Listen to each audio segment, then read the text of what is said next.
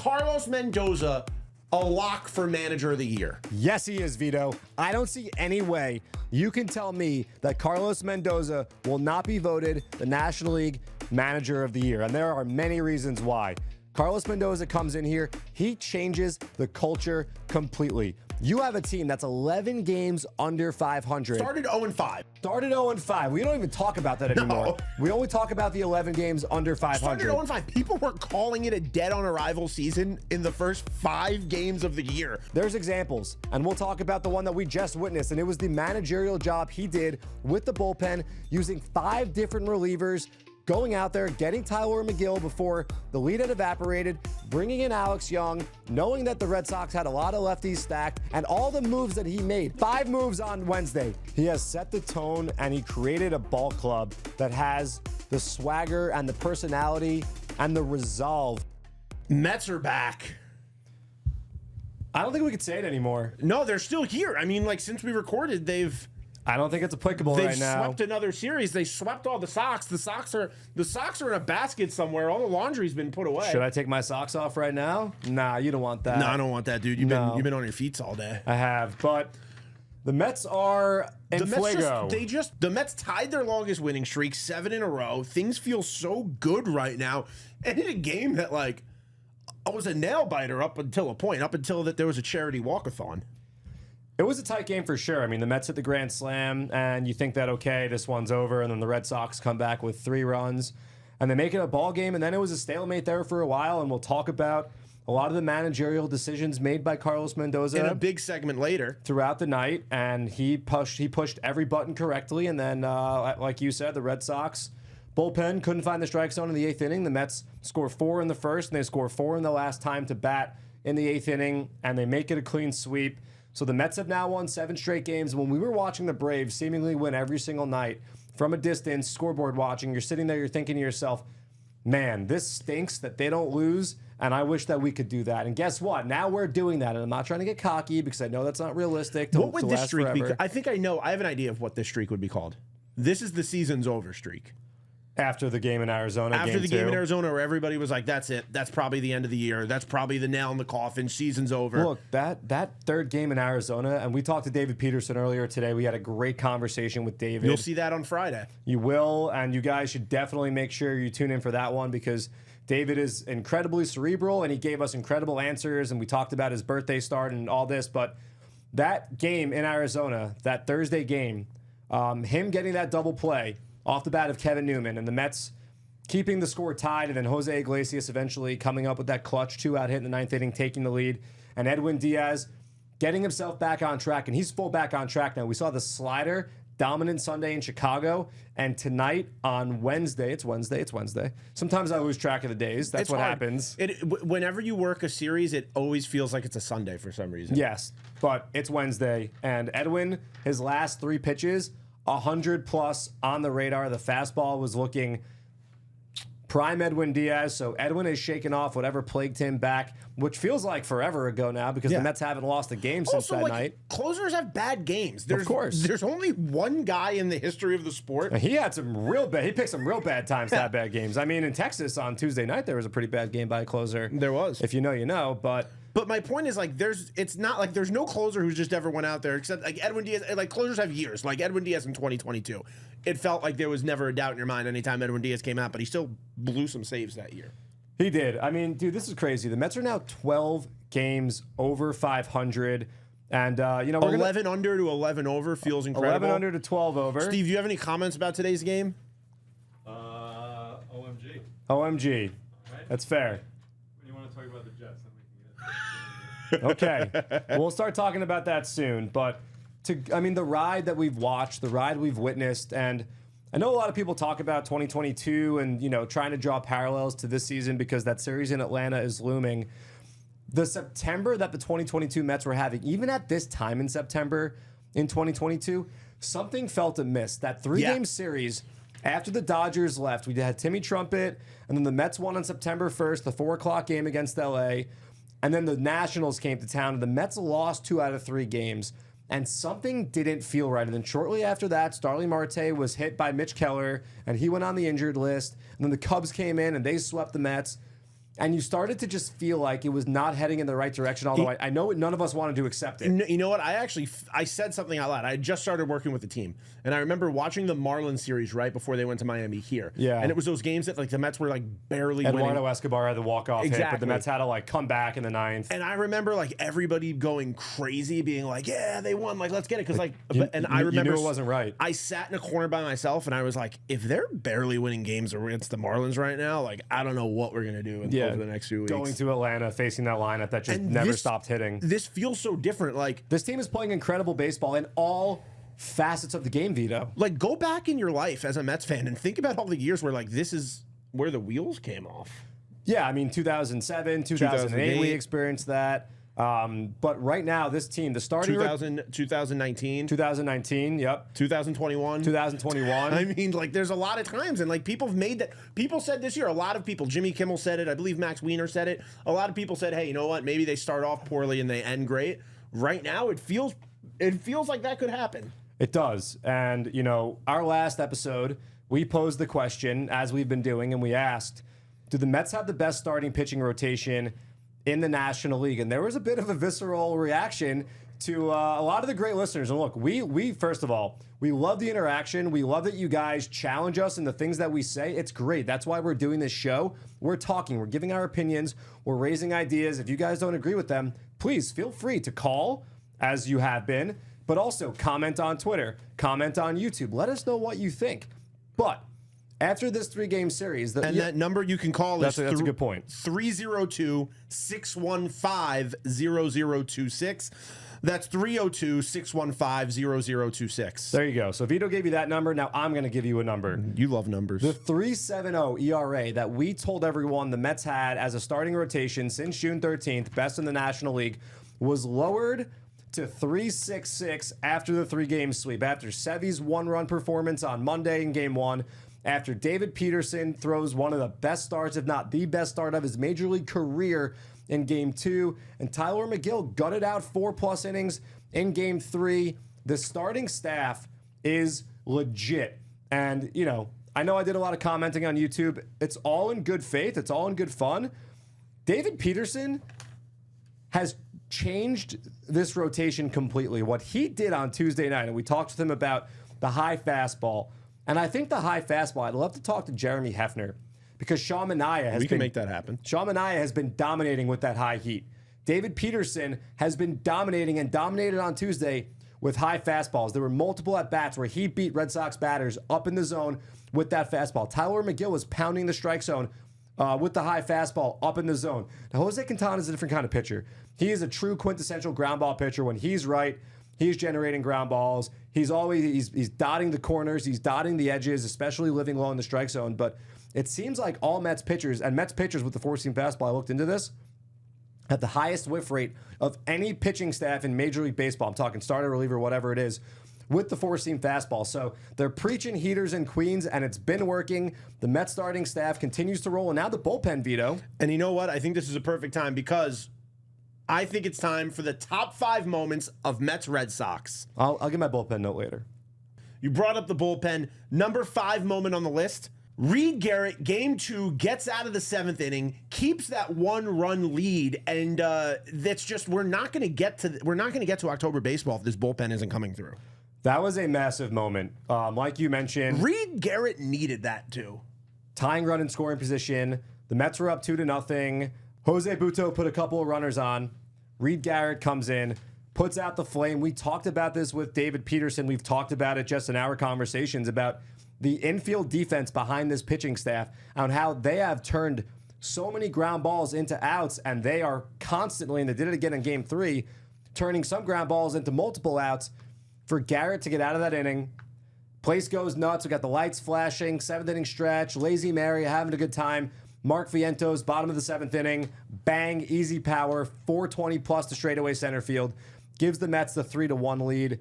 That was a huge double play ball that Reed Garrett threw. Getting out of that inning, he also had a big strikeout right before that. So that was a massive moment. I don't think in the top 5 moments we're going to talk about the 3 consecutive innings in Game 3 of this series ended on ground ball double plays. The 5th inning, the 6th inning, and the 7th inning. Alex Young, Huascar Brazoban, and Danny Young all through double play balls to get out of innings with runners on base consecutively.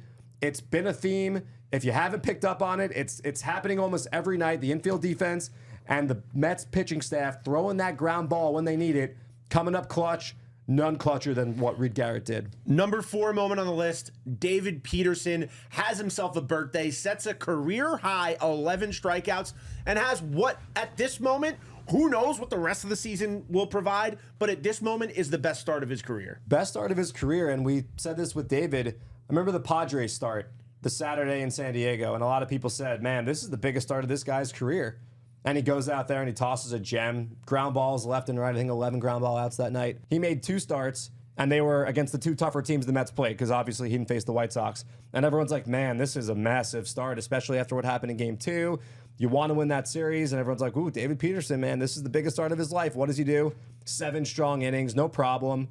Again in the biggest start of his life. And then against the Red Sox, because these games are so important, he goes out there. What does he do? Strikes out a career-high 11 batters.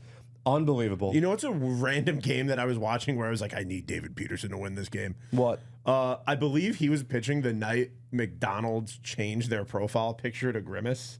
Okay. In a Mets hat. Okay. And I was watching that game, and I was just like, please don't make this be the game. I think in Texas. Yeah. And me and Janie, who now works for the Red Sox, Sorry, Janie. We're watching that game. Enjoy that dirty water. We're texting each other, and I remember being like, I remember actually saying to her before that game, I was like, if there's a guy I want on the mound tonight, it's David Peterson. And that was early because David Peterson didn't make his debut until I think late May, early June.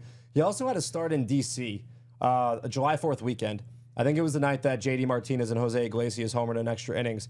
And he was in control. It was that night where I kind of started to feel like David Peterson has found something that is going to work more often than not at the major league level.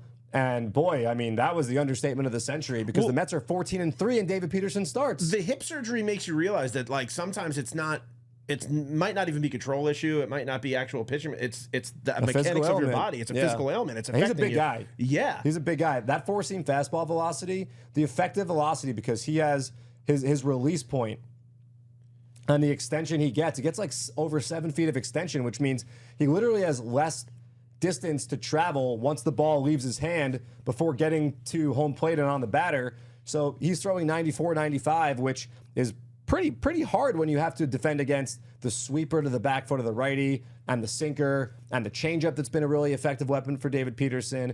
But he has just put it all together. Remember, this is a guy that was a first-round pick out of the University of Oregon. The Mets had high hopes for him when they took him. And, you know, we say it on Future of Flushing. Development's not linear. And that doesn't just stop in the minor leagues. Guys are always learning and always tinkering. I mean, you hear about Sean Manaea and changes he's made this season. He watched a Chris Sale start, apparently, and saw Chris Sale dropping his arm angle and said, hey, I could do that too. Baseball's weird. Manaea last year started throwing a sweeper and had great success with it. Christian Scott learned how to throw a pitch off pitching ninja videos. Guys are never learning, and they're never not learning. They're never not learning. They're never not learning. And they're always evolving. Exactly. They're always watching tape. Evolving. Yes. Evolving is the word. And that's what David Peterson has done, and it's beautiful to see.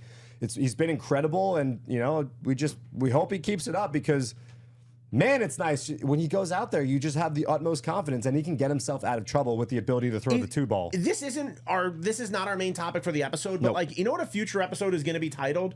How David Peterson became an ace? No, if David Peterson was healthy all year, would he be Cy Young?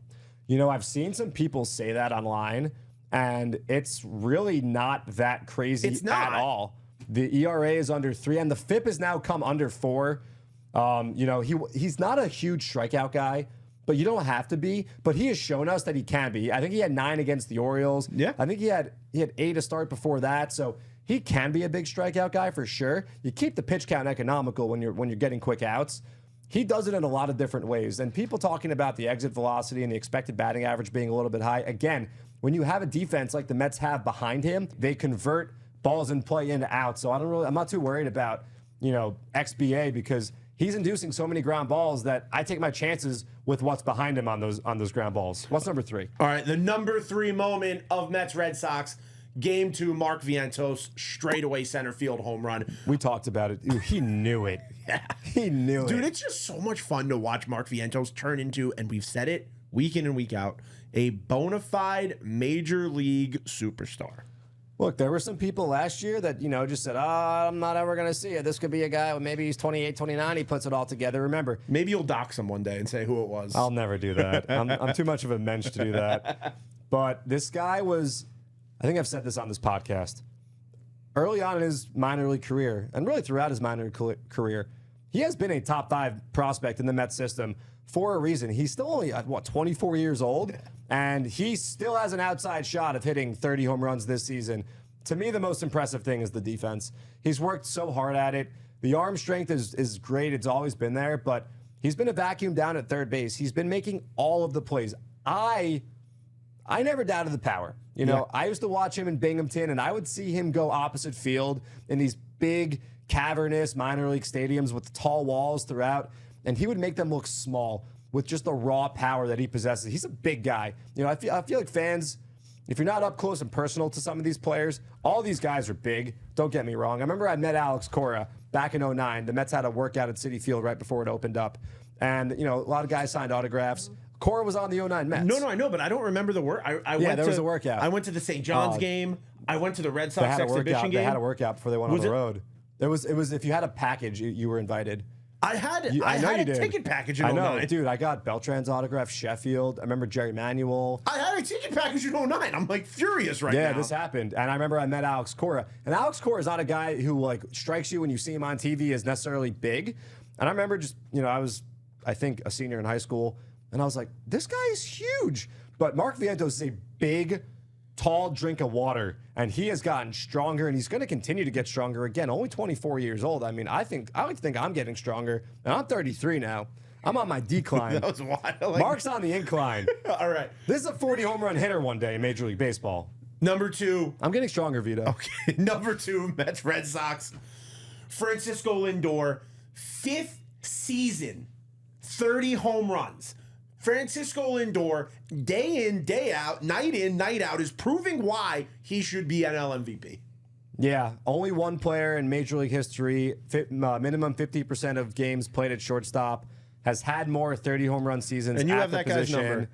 It is Alexander Emmanuel Rodriguez, who, say what you want. For my money growing up, there were 2 players who I consider to be the best. I loved A-Rod. I'm not gonna lie. I've said this to you before. Yeah. I only non-Met jersey I ever wanted to buy. It was A-Rod and it was Barry Bonds, and that was it. So for France, and then Ernie Banks is the other guy that's had 5 such 30 homer seasons as a shortstop. So incredible company for Francisco. For him to reach that milestone, that number on September 3rd is massive.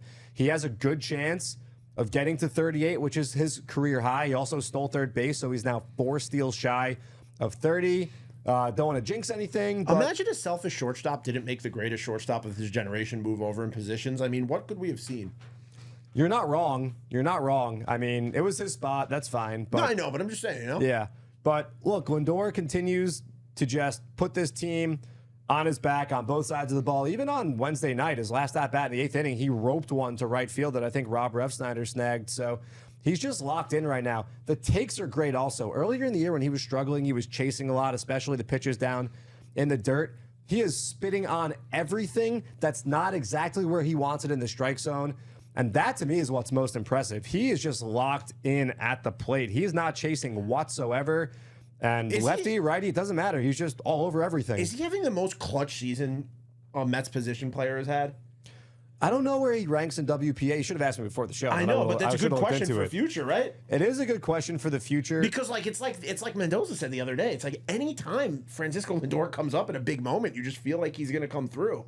Because he is that locked in right now. I mean, he's had some massive hits. We've talked about some of his biggest hits a couple episodes ago. We talked about that after the San Diego series when we posed the question, is Francisco Lindor possibly the NL MVP? And since we brought that up, and I know some people also had brought that up at the time, but since that series, the case has only gotten stronger. He hit the big home run to make it 2-2 in Arizona that Thursday when we were in Lehigh Valley.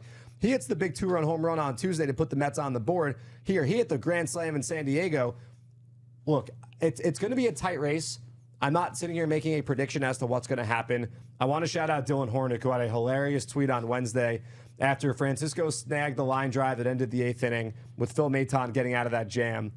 He tweeted that Francisco Lindor is playing Gold Gloves shortstop, And Shohei Ohtani is, quote, watching Cocomelon on his iPad while his team is in the field. And I found that really funny. So That is funny. Credit to Dylan Hornick. That put a big smile on my face. I know that that tweet's banging right now, getting a lot of quote tweets, getting a lot of interactions. So, but it's true. If this team gets into the playoffs on the back of Francisco Lindor, you can't not give it to him. That's what I think the key is. I think it's, do they get in, and how do they get in, and how does he factor into them getting in? And I said this last episode. The Dodgers almost have an identical record to last year before they had Shohei Ohtani. Of course. I said it last year. I said it last episode. I'll say it again. There is a lot more story to write here. Yeah. We don't know what's to come over the last 22 games. When the Mets go to Atlanta, if Francisco Lindor goes off the way he did in that series, July 2022, down there at Truist Park or whatever it's called. Those Philly games, those Atlanta games, that's the big test. Look, if the Mets can go to Atlanta and they can reverse what happened in 2022, and he's a big part of it, that changes everything. I mean, like, there's a lot that I think is trending in the Mets direction this year. I said this on a few weeks ago, and John asked me to edit it out of the episode. I said, what was it? When I said that, do you think that if the White Sox break the most losses in a single season record, that the Mets curse can be reversed and we could just go on to being happy? But the thing is, no one's ever even called it a curse. No one refers to that. No, but they don't. But I was thinking about it, and I was just thinking about the LOL Mets, and I was thinking about like the stigma that this franchise has had for years and years, and I was like, where does it all stem back to? It stems back to, can anybody here play this game? And I was like, damn it, Casey. What if we can move past that? And then it got me thinking, and then I'm like, wait, now what if? Now think about everything that's coming together storyline wise. What if they could go to Atlanta, take 2 out of 3 or sweep, and they could take that spot? The opposite of 2022. What if they can go on this unbelievable September like Philly did to them in 2007? I mean, there's so many things right now that the Mets can reverse and just turn into their favor that, like, I'm just hyped up on storylines. We're exercising all the demons. I saw your face like brighten up a little. You like that? I'm down. I'm definitely down. And if I'm not saying you wouldn't. I'm not saying you're like, I don't want that to happen. But I'm saying I saw sparks when you're like, oh, he's right. These would be some magical things. There are many things that the Mets could undo, and we could all, as Mets fans, just whitewash all the terrible things we've experienced in the last 20-something years. But the last thing I want to say about Lindor is we still have a #1 moment after this. I was out in the stands for a couple innings tonight, and the one thing that I noticed the most was those MVP chants are getting louder and louder. Oh, yeah. And keep that up, guys. It's great. It's fun. I know we heard it at MSG this past season with Jalen Brunson. It's starting to catch on. And it was loud in Chicago. It's loud here. Like it's a thing now. It's getting it. Let's keep making it a thing because Philly's not far, guys. You can go to Philly and chant that. Oh, Toronto's not far. You can go to Toronto. There will be Mets fans in Philadelphia. I am really excited for that series, and also because the Mets proved they can play in San Diego with anybody in the National League. That was one of the hotter teams in the second half, and they went to Arizona, who was even hotter than San Diego. Took 2 or 3 from them.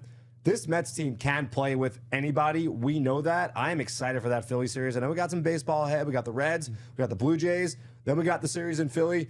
But man, oh man, that is going to be some good theater down the turnpike. Shout out New Jersey. What's #1? And if we I always shout out New Jersey when I have a chance to. I know you do. And if we want these beautiful moments, you know what? It all comes down to a few things players providing, and a player provided tonight. The #1 moments of Mets Red Sox.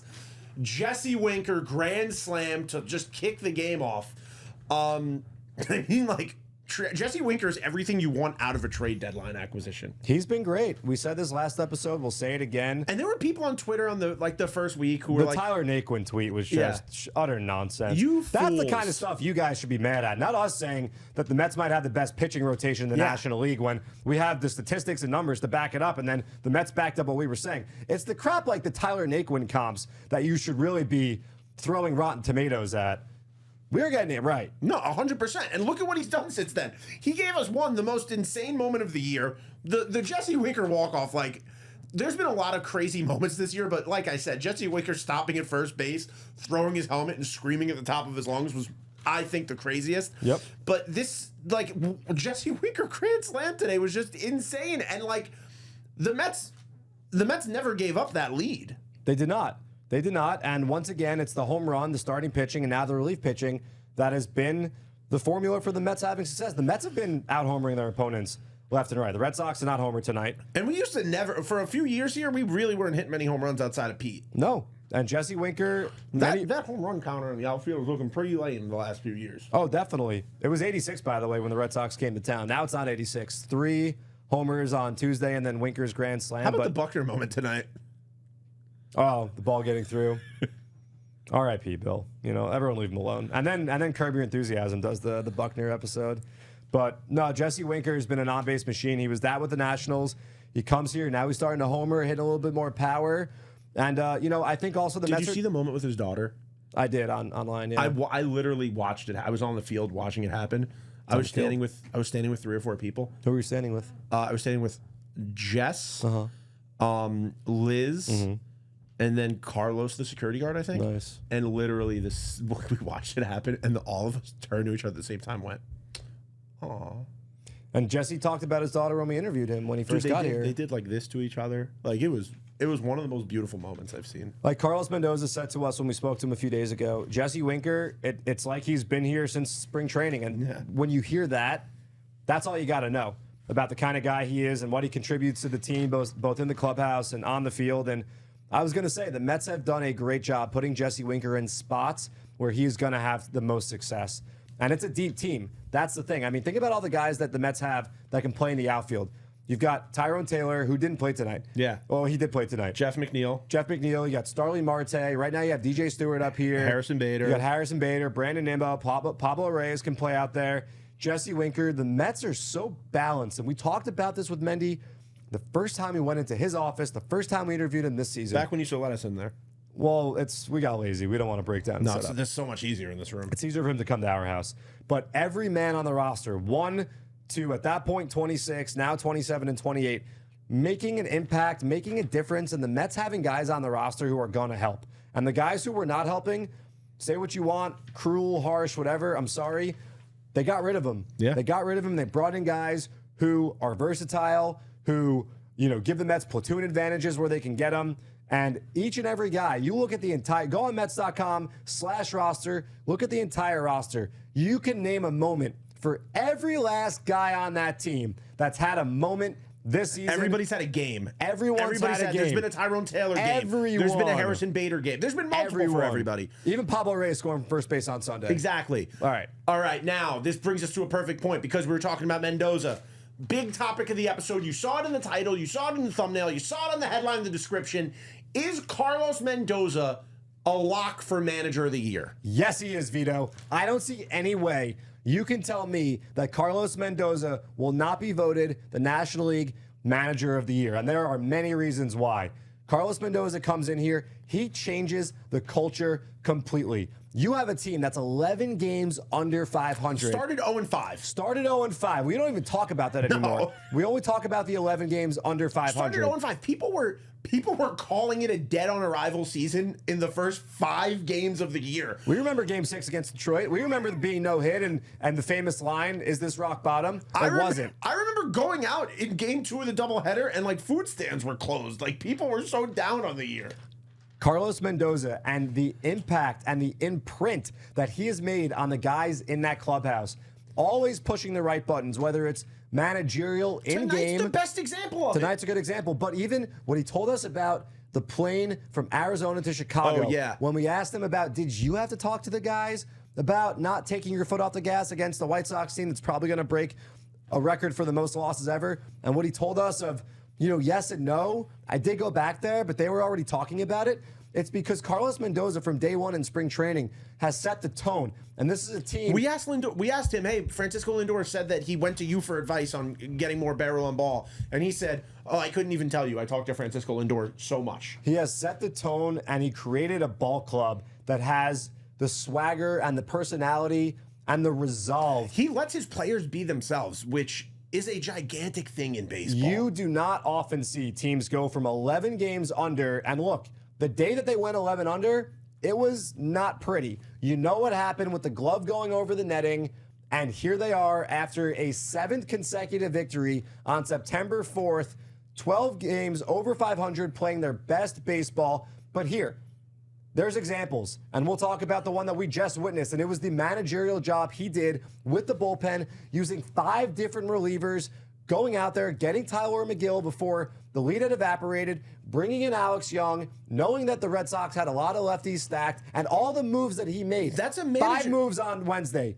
and they all paid off. Scoreless ball by the bullpen. That's a manager that knows, one, win today is the most important thing. Exactly. And he knows tomorrow's an off day. Yep. So I can use these guys now. Oh, Edwin Diaz told me he likes to pitch a lot. All right, let's get Edwin Diaz out today. He'll be fine on Friday. Another thing he did, he trusts his players and he knows his players. We've talked to every pitcher we've spoken to this year. We've talked about this. The Severino complete game shutout. He goes out there. He's ready to take Sevy out. We already see who's warming up, ready to come out. What's he do? Talks to Sevy. Sevy says, I'm not leaving, I'm staying. And Mendoza says, all right, then you better get these guys out. And is that the only time he's done that? No. Did it back in April with Jose Quintana. And you know what? Let's talk about Arizona. David Peterson. He lets David Peterson go out there and get some more outs. What's David Peterson do? He goes out there and he gets more outs. It's just been seemingly every time he has pushed a button, it has worked out. Another example, Francisco Lindor being moved to number 1 in the lineup. When Francisco Lindor came to New York, he was expected to be the middle of the lineup bopper. And you know what? A lot of managers probably would have said, I'm not making a change there. There are some teams and there are some managers and some front offices that are loyal to a fault and they refuse to make changes to a fault even when it's overly obvious that a change is needed. They fall into old traditions, too. Old traditions. He's not like that. He said, you know what? I think I know what could jumpstart my star shortstop. Puts him atop the lineup back, I think it was May 17th in Miami. And Francisco Lindor has, I think, 2.5 more F4 than any other player in the National League since that date. Moving Brandon Nimmo to second in the lineup.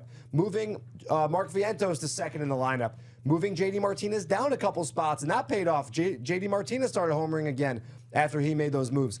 All these little tactical things that Carlos Mendoza has bucked trends with and decided, hey, you know what? This isn't working. We got to figure out something else here. The way that he's utilized Jose Iglesias has been beautiful. Using him at second, using him at third, finding ways to get him in the game. He puts defensive replacements in the game in the fifth. I was literally just about to say. You usually don't see that. He does it. The second, look, when Carlos Mendoza gets a lead, he trusts his bullpen enough at this point that he puts in his best guys on defense because he knows, you know what? Look, Jesse Winker got us some runs already tonight. Okay, you know what? I could put Tyrone Taylor, Harrison Bader out there to really lock this game up. Okay, tonight, we're in the 8th inning. We really need some speed on the base paths. Let's bring in Jose Iglesias for Mark Vientos. And then you know what? Jose Iglesias will just stay in at third base because he's going to play a really tight third base. And that's not saying Mark Vientos doesn't. It's just saying Carlos Mendoza is just so on top of everything. And it's just like, you know, I think most managers baseball's the hardest sport to be a manager in or a coach or anything. You know why? Because it's not Monday morning quarterback. It's every day of the week. It's every day. It's every day of the week, coach. It's every day of the week. You're talking to the media every single day. Every night, twice a day. Dude, Carlos Mendoza walks into this room we're recording in. There's a thin wall right here. Carlos Mendoza talks to the media every day before the game, every day after the game. And he also has meetings with people in his office. So, like, there's just so much to think about what goes on for a Major League Baseball manager. Carlos Mendoza just every day is just on top of it. And you know what you can think about? I listen to the fan every day now.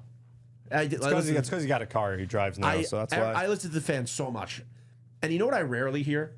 I rarely hear people calling in to just ream out Carlos Mendoza. Well, there's no need to. He was the. And I'm not saying never. That's a crazy thing to say, but I'm saying it's not something you hear very often. He was the perfect person at the right time for this job. A team that's got a lot of young players. A team that has a lot of veteran players. He learned under Aaron Boone. He learned in the pressure cooker of the Bronx. And look, when you think about other guys that are going to be in that conversation, Torey Lovullo took a team to the World Series last year. That's a very talented Diamondbacks team with a good rotation. Right now, they've really suffered a lot of injuries. Christian Walker just came back, but still missing Ketel Marte, still missing Gabriel Moreno.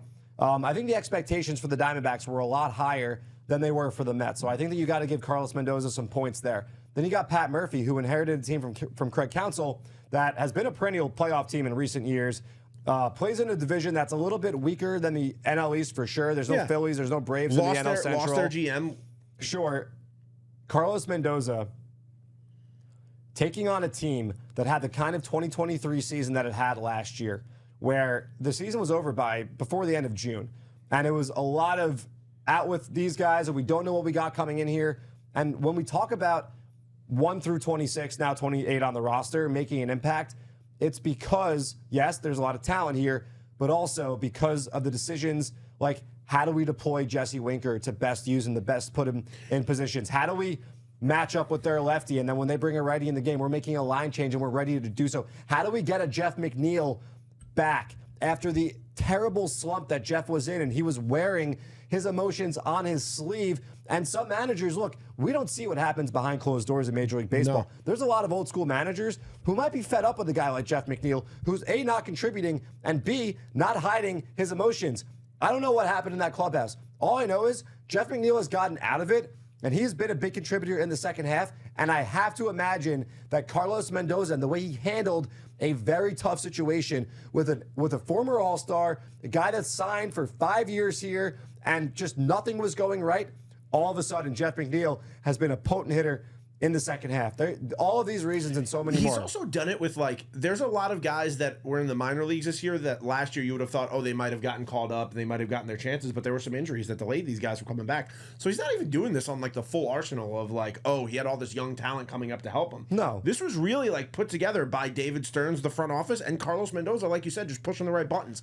So, like, you know, you people might want to argue. You guys out there might want to argue with us, tell us we're being crazy. Like, you can't keep saying I have a these prediction. things. I don't think that this one's going to get so much. I don't think it's going to get as much as the last one, but I think people, like, but you know what the thing is? It's not Mets fans who are screaming at us. You don't think so? I think some are, but I also think it's a lot of people, fans of other teams, that are like, you guys are crazy thinking you have the best rotation in the National League. Because I saw a lot of people comment being like, oh, no, it's true.